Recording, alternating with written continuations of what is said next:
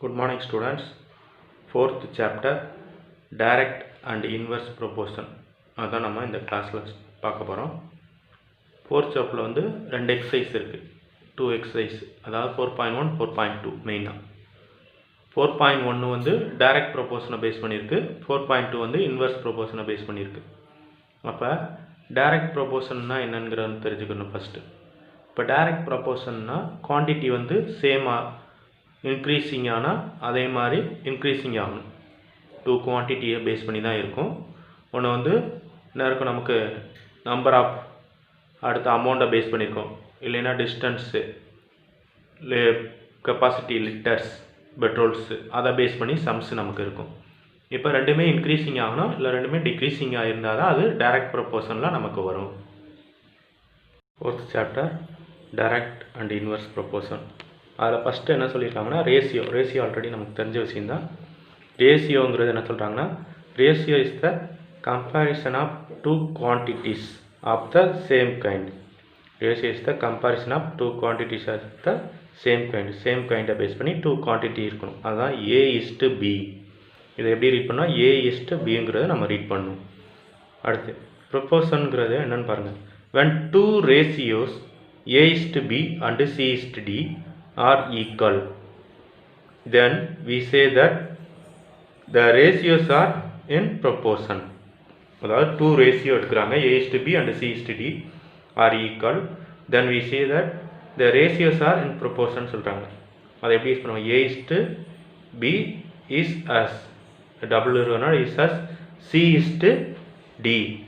அப்போ A:B is as C:D அப்படின்னு சொல்லியிருக்காங்க. இதில் வந்து ப்ராடக்ட் ஆஃப் த மீன்ஸ் இப்போ பியையும் சியையும் மல்டிப்ளை பண்ணி வர்ற வேல்யூஸும் product of means equal to product of the extremes, அதாவது BC ஈக்குவல் டு ADங்கிறது ப்ரொபோர்ஷனில் பார்க்கணும். இப்போ 4.2 டைரக்ட் ப்ரொபோர்ஷன்கிற என்ன சொல்லியிருக்காங்க, both the quantities increase or decrease. அதாவது ரெண்டு குவான்டிட்டிஸ் வந்து என்ன ஆகணும், ஒன்று போல் இன்க்ரீஸிங் ஆகணும், இல்லைனா டிக்ரீஸிங் ஆகணும். அப்படி இருந்தால் தான் டைரக்ட் ப்ரொபோர்ஷன்கிற சொல்ல முடியும். அதில் என்ன சொல்கிறாங்கன்னா, the values of X increases, X வந்து இன்க்ரீசஸ் ப்ராக்கெட்டில் ஆர் இன்க்ரீசஸ் வரலாம், இல்லை டிக்ரீசஸ் வரலாம், சம் மாறும். The corresponding values of Y also increases. X increase ஆனால் ஒய் வந்து இன்க்ரீஸிங் ஆகணும், எக்ஸ் டிக்ரீஸ் ஆனால் ஒய் வந்து டிக்ரீஸ் ஆகணும். அதோட ரேஷியோ என்ன சொல்கிறோம்னா x/y, அதாவது x:y. ரேஷியோ வந்து ஃப்ராக்ஷனை நம்ம எழுதிடலாம். இப்போ x and y are direct proportion, அப்போ x/y equal to k, x equal to k into yங்கிற சொல்லிடலாம். டைரக்ட் ப்ரொபோர்ஷனுங்கிற இதுதான். இப்போ நம்பர் ஆஃப் நோட் புக்ஸ் வாங்குகிறோம், ஒரு 10 நோட் புக்ஸ் வாங்குகிறோம்.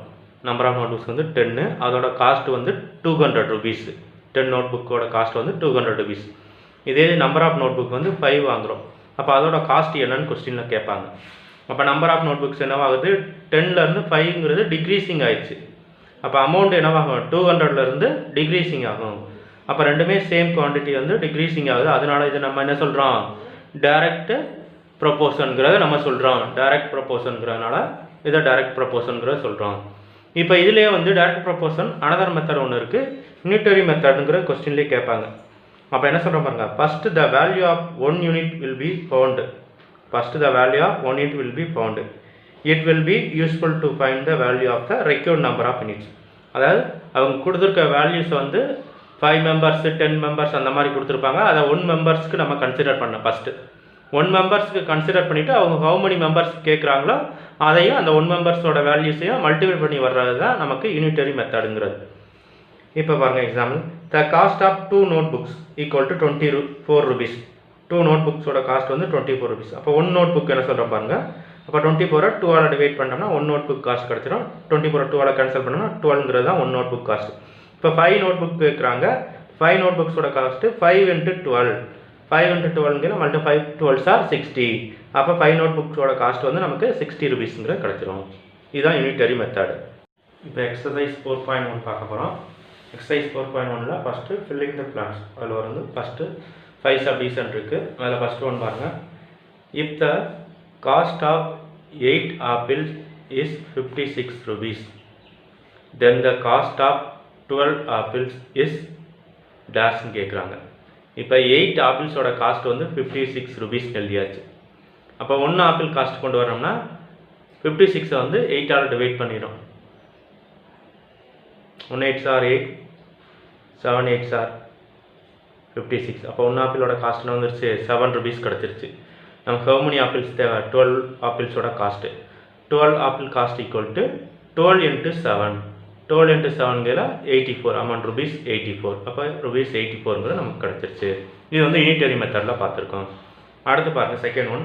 If the weight of one fruit box is 300 of 3 1/2 kg, then the weight of 6 such box is, அதாவது 1 பாக்ஸோட wait வந்து 300 kgன்னு சொல்லிட்டாங்க. அப்போ 6 பாக்ஸோட வெயிட் என்ன கேட்குறாங்க? அப்போ 6 into 3 1/2, 6 அப்படியே தான் இருக்கும். இது மிக்சடு ஃப்ராக்ஷனை கம்பேர் மாத்திரம். 3 2s are 6, 6 plus 1 7, 7/2.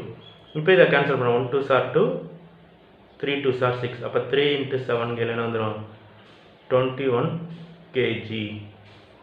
அப்போ 21 kgங்கிறத நம்ம சொல்லிடலாம். நெக்ஸ்ட் தேர்ட் ஒன் பாருங்கள். A car travels 60 km with 3 liters of petrol. If the car has to cover the distance 200 km, it requires dash liters of petrols. அதாவது ஒரு car வந்து 60 kilometre வந்து 3 litres petrol வந்து cover பண்ணுது. அப்போ 200 கிலோமீட்டர்ஸ்க்கு how many litres petrols தேவைப்படும்னு கேட்குறாங்க. அப்போ first distance எழுதிடும் 60 200. அடுத்து பெட்ரோல் லிட்டர்ஸில் 3, இங்கே கொஸ்டின் மார்க், அதை எக்ஸ்ட்ரா எடுத்துக்கிறோம். டிஸ்டன்ஸ் வந்து என்ன ஆகுது? 60லேருந்து 200 இன்க்ரீஸிங் ஆகுது. இப்போ பெட்ரோல் நமக்கு என்னவாக தான் செய்யணும்? இன்க்ரீஸிங் தான் ஆகும். இப்போ ஆல்சோ பெட்ரோல் வந்து increasing.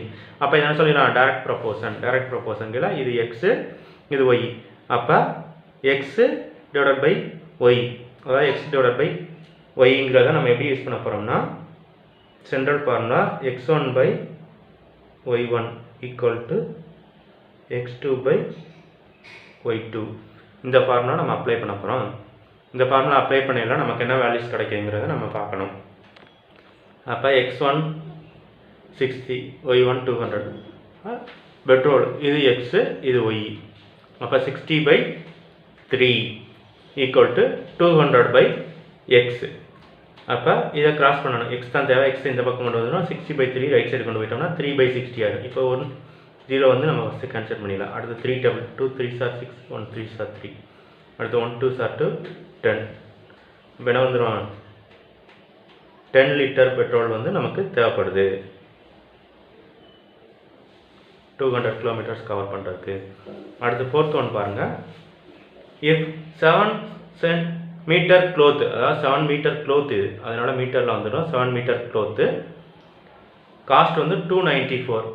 Then the cost of 5 metre cloth is dash, அதாவது 7 மீட்டர் க்ளோத் வந்து 294. அப்போ 1 மீட்டர் க்ளோத்து காஸ்ட் கொண்டு வரணும். இப்போ 294/7, 1 7s are 7, 4 7s are 28, remaining 1. அப்போ 2 7s are 14, அப்போ 42. அப்போ 1 மீட்டர் காஸ்ட் வந்து 42 ருபீஸ். அப்போ 5 மீட்டர் க்ளோத் காஸ்ட் நம்ம 5 into 42, 5ஐயும் 42 மல்டிப்ளை பண்ணால் 210 கிடைக்கும். அதாவது 42 into 5, 5 2s are 10, 0, remaining 1, 5 4s are 20, 20 plus 1 21. அப்போ 210 ருபீஸுங்கிறது நமக்கு 5 மீட்டர் காஸ்ட் க்ளோத்தோட காஸ்ட் நமக்கு கிடைச்சிடும். ஃபிஃப்த் ஒன் பாருங்கள். If a machine in a cool drinks factory fill 600 bottles in 5 hours, then it will fill dash bottles in 3 hours. அதாவது 600 bottles வந்து 5 ஹவர்ஸில் fill up ஆகுது. அப்போ 3 ஹவர்ஸில் எவ்வளோ பாட்டில்ஸ் ஃபில்லப் ஆகும்னு கேட்குறாங்க. அப்போ ஹவர்ஸ் நமக்கு என்னவாகுது? டைமு டிக்ரீஸிங் ஆகுது. அப்போ பாட்டில்ஸும் நமக்கு என்னவாக தான் ஆகும்? டிக்ரீஸிங் ஆகத்தான் செய்யும். அப்போ இது வந்து டைரக்ட்ங்கிறத நம்ம தெரிஞ்சுக்கலாம். இப்போ ஃபஸ்ட்டு பாட்டில்ஸு 600, அடுத்து டைம் 5 ஹவர்ஸில் 600 பாட்டில்ஸ், அடுத்து 3 ஹவர்ஸில் ஹவு many பாட்டில்ஸ்னு கேட்குறாங்க. அப்போ அது டிக்ரீஸிங் ஆகும். இப்போ time decreases, also bottles decreases.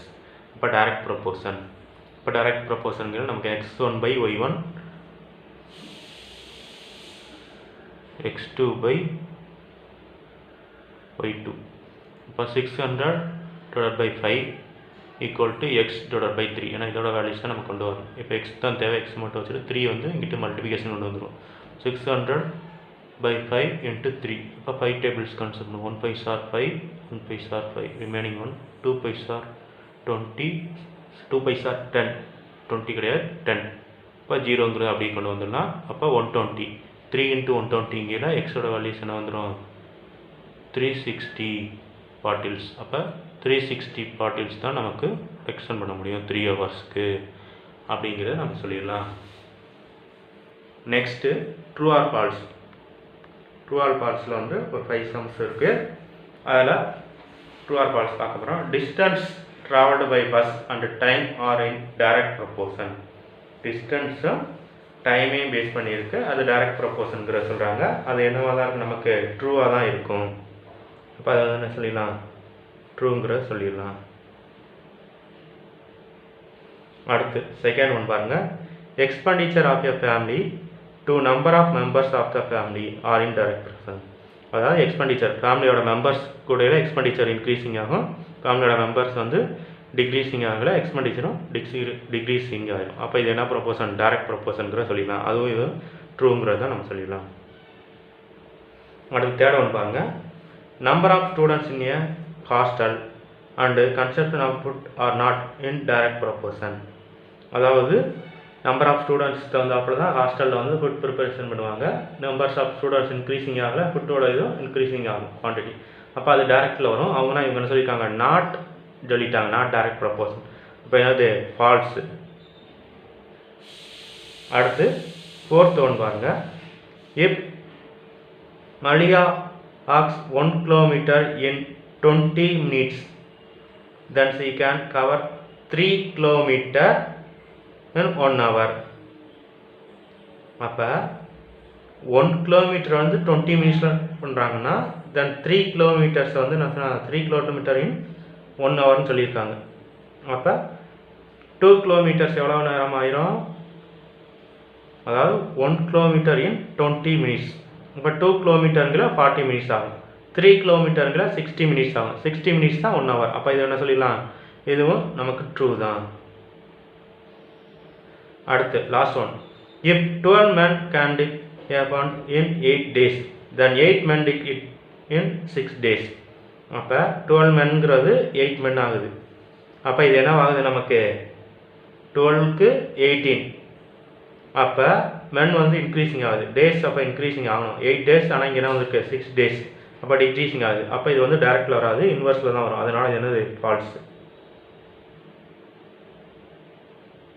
இப்போ கொஸ்டின் நம்பர் 3 என்ன சொல்லியிருக்காங்க பாருங்க. A dozen banana cost 20 rupees. What is the price of the 48 banana. அதாவது 1 டஜன் பனானாவோட காஸ்ட் வந்து 20 rupees கொடுத்துட்டாங்க. அப்போ 48 பனானாவோட காஸ்ட் என்ன வரும்னு கேட்குறாங்க. இப்போ பனானாஸ் வந்து ஃபஸ்ட் எழுதிடும். 12 பனானாஸு காஸ்ட்டு 20 rupees. அடுத்து 48 பனானாஸு காஸ்ட் என்னன்னு கேட்டிருக்காங்க, அதை எக்ஸ்ன்னு எடுத்துக்கிறோம். இப்போ இதை பார்க்குறோம், பனானாஸ் வந்து இன்க்ரீஸிங் ஆகுது 12லேருந்து 48. அப்போ அமௌண்ட்டு காஸ்ட்டும் நமக்கு இன்க்ரீஸிங் ஆகணும். அப்போ நம்பர் ஆஃப் பனானா இன்க்ரீசஸ், அப்போ காஸ்ட் இஸ் ஆல்சோ இன்க்ரீசஸ். அப்போ பனானாஸ் இன்க்ரீஸிங் ஆகலை, காஸ்ட்டும் நமக்கு என்னவாக தான் செய்யும், இன்க்ரீஸிங் ஆக தான் செய்யும். அப்போ அடுத்த ரெக்யூர்டு ப்ரைஸ், அதாவது என்ன ப்ரைஸுங்கிற கொண்டு வரதை வந்து எக்ஸ்ன்னு எடுத்துக்கிறோம். அப்போ இது டைரக்ட் ப்ரொப்போர்ஷன். அப்போ இது standard types x1 by y1 equal to x2 by y2. அப்போ இது அப்படியே நம்ம டிவைட் பண்ணி எழுத போகிறோம். 12 divided by 20 equal to 48 divided by x. 12 divided by 20 equal to 48 divided by x. இப்போ எக்ஸோட வேல்யூஸ் தான் தேவை, எக்ஸை இந்த சைடு கொண்டு வந்துடும். 12 by 20 அப்படியே ரெசிப்ரோக்கல் பண்ணிட்டோம்னா என்ன வந்துடும், 20 by 12ங்கிறது கிடச்சிரும். இப்போ 12 டேபிள்ஸ்லேயே நம்ம கேன்சல் பண்ணிடலாம். 1 12s are 12s, 4 12s are 48. அப்போ 4 into 20 நமக்கு என்ன வந்துடும் 80. 4 into 20 80. அப்போ ப்ரைஸ் ஆஃப் 48 பனானாஸோட ப்ரைஸ் என்ன வந்துடும் 80 rupees. அடுத்து ஃபோர்த் ஒன் பாருங்கள். A group of 21 students paid rupees 840 as the entry fees for a magic show. How many students entered the magic show if the total amount paid rupees 1680 rupees.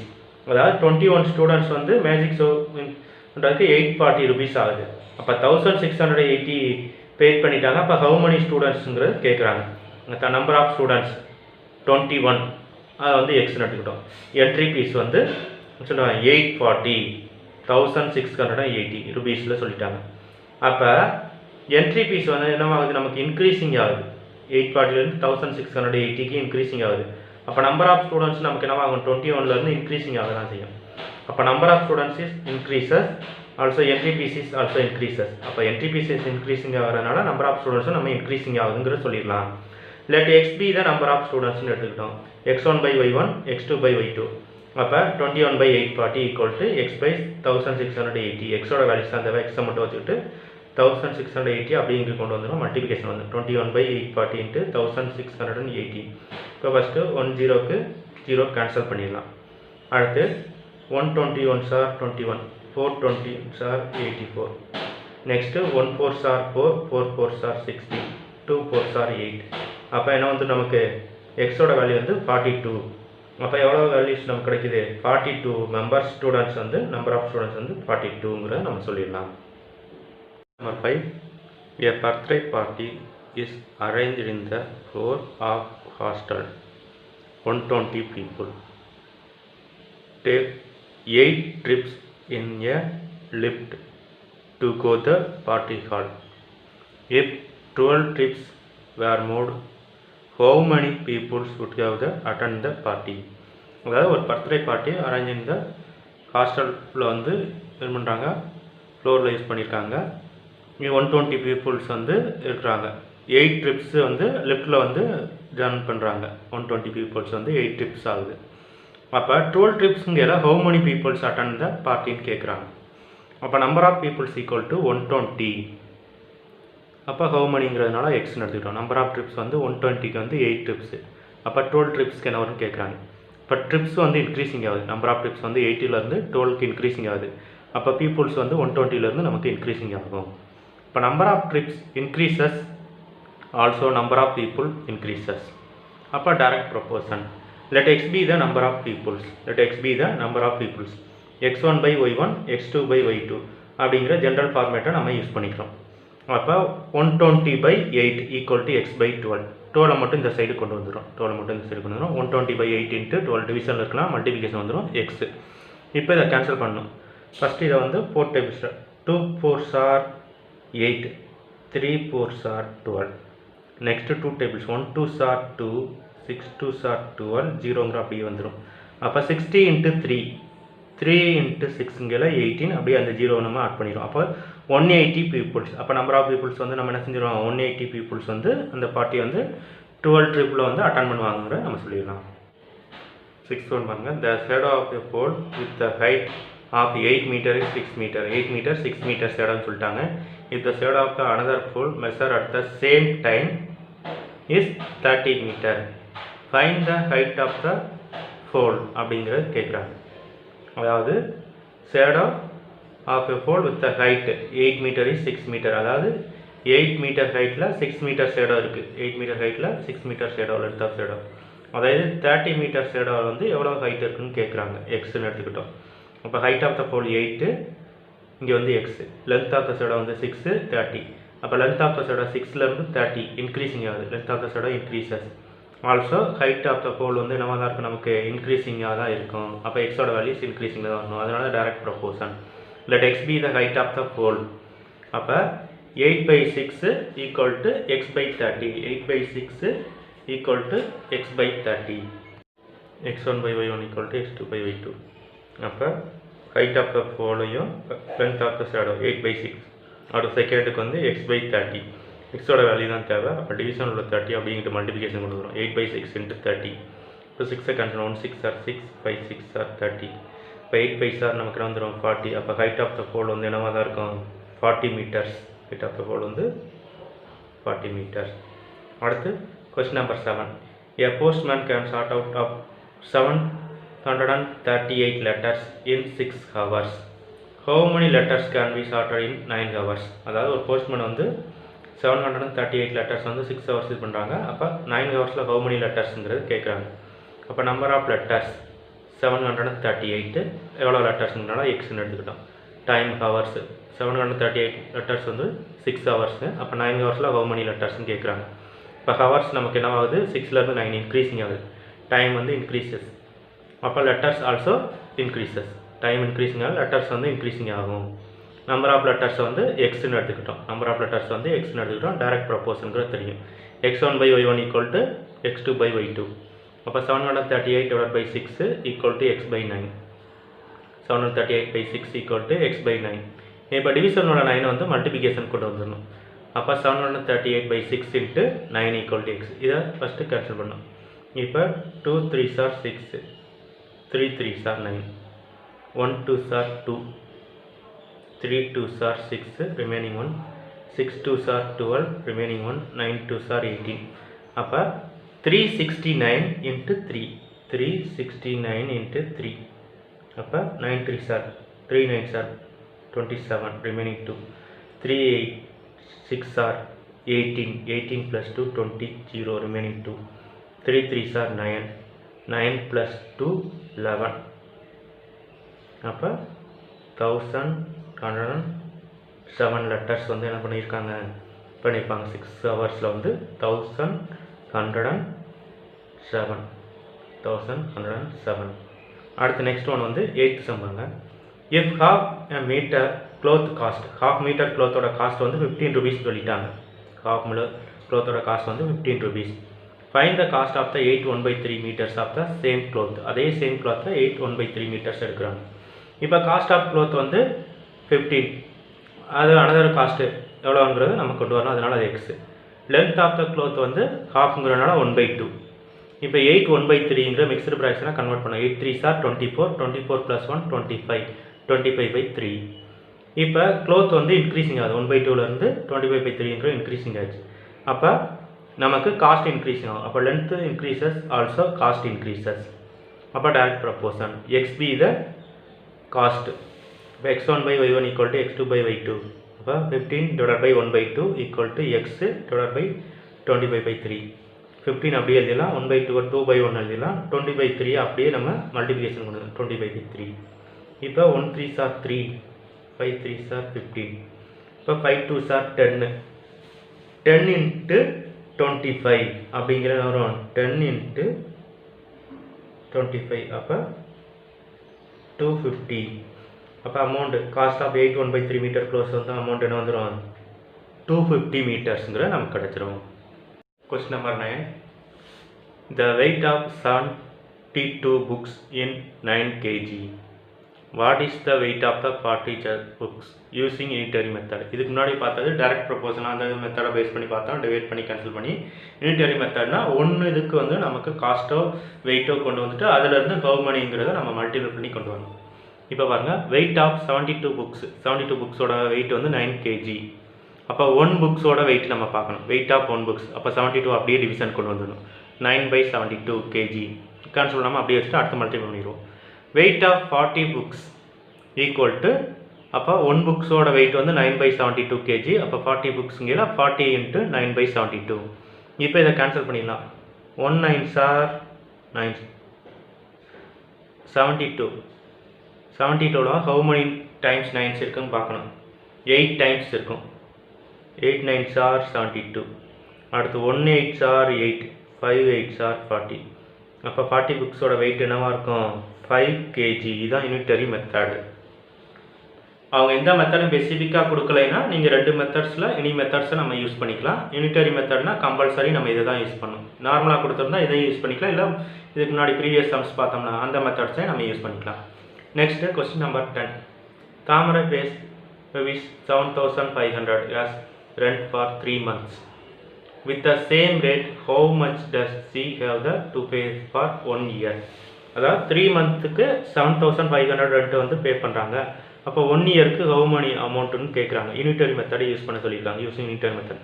இப்போ first 1 மந்த்ஸ்க்கு நம்ம கொண்டு வரணும். Rent paid by the Thamarai for 3 months 7,500. அப்போ 1 மந்த்துங்கையில் நம்ம இருங்க, rent paid for 1 month. அப்போ 7,500 divided by 3. அதை கேன்சல் பண்ணோம்னா என்ன வந்துடும், 1 3s are 3, 2 3s are 6, remaining 1, 5 3s are 15, 0 அப்படி வந்துடும். அப்போ 2,500 வந்து 1 மந்த்துக்கு வந்துடும். அவங்க 1 இயர் கேட்குறாங்க. Rent paid for 1 year, 1 இயர்னா 12 months. அப்போ 12 into 2,500, 12 into 2,500. அப்போ 25 12 மல்டிபிள் பண்ணிடணும்.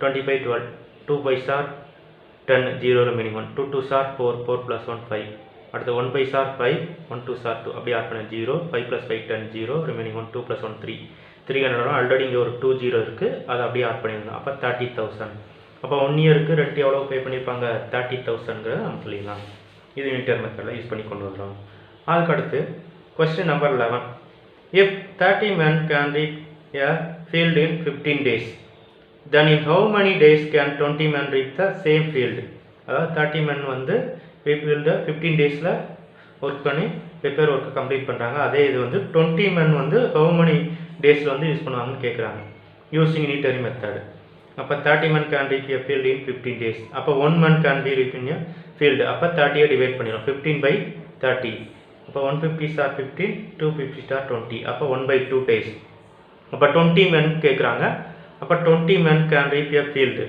equal to 20 into 1/2 அப்போ 2ஐயும் 20 கேன்சல் பண்ணிங்கன்னா 10 அப்போ 10 டேஸில் வந்து 20 men வந்து அந்த ஒர்க்கை வந்து கம்ப்ளீட் பண்ணுவாங்க அப்படிங்கிறத சொல்லியிருக்காங்க 20 men can கொண்டு 10 days அப்படிங்கிறத சொல்லியிருக்காங்க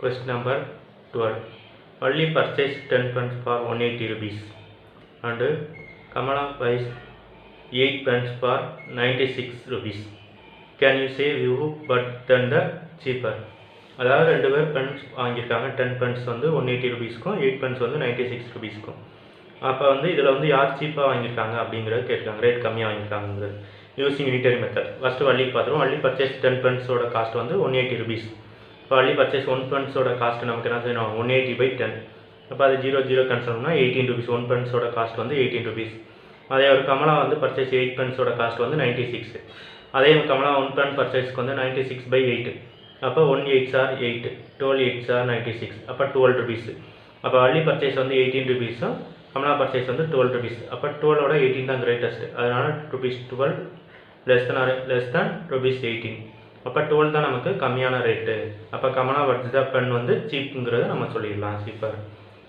அதுக்கடுத்து question number 13 A motor bike requires 2 liters of petrol to cover 100 kilometers. How many liters of petrol will be covered to 250 kilometers using it?